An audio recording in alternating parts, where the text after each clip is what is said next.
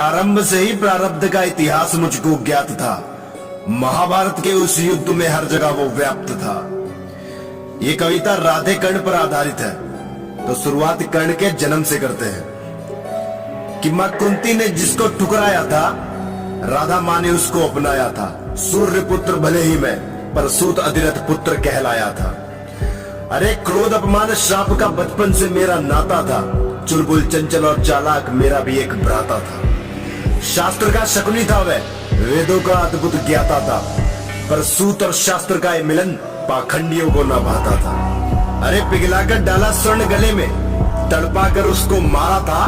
परिवर्तन की चाह में मैं भी भटक रहा था। अपमान का वह ज्वाला मेरे सीने में भड़क उठा था। समानता की आस में धनुर्विद्या के ज्ञान को पहुंचा मैं गुरु द्रोण के सम्मुख था, पर अहंकार ने उनको भी जकड़ा था। उनके मुख से बस यही निकला था कि शस्त्र पर सूत का अधिकार नहीं, और अर्जुन के सिवा मेरी नजरों में कोई महान नहीं। अरे तिरस्कार का बोध व्याप्त था मेरे अंदर, जैसे किसी प्यासे के सम्मुख हो सूखा समंदर।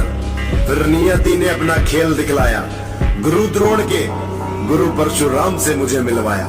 अरे कठिन परिश्रम और मिन्नतों के बाद उन्होंने मुझे अपना शिष्य माना था। इस स्वर्ण रूपी कुंदन को तपाकर उन्होंने मुझे सर्वश्रेष्ठ धनुर्धर बना डाला था। और अब मैं इस कविता के अंतिम शब्दों की ओर बढ़ता हूं कि पर एक झूठ ने मुझसे छीन लिया मेरा ज्ञान था। गुरुदेव मुझसे हुए क्रोधित और वह उनका अधिकार था।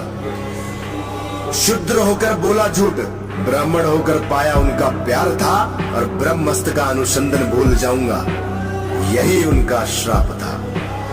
कि ब्रह्मस्त्र का अनुसंधान भूल जाऊंगा, यही उनका श्राप था।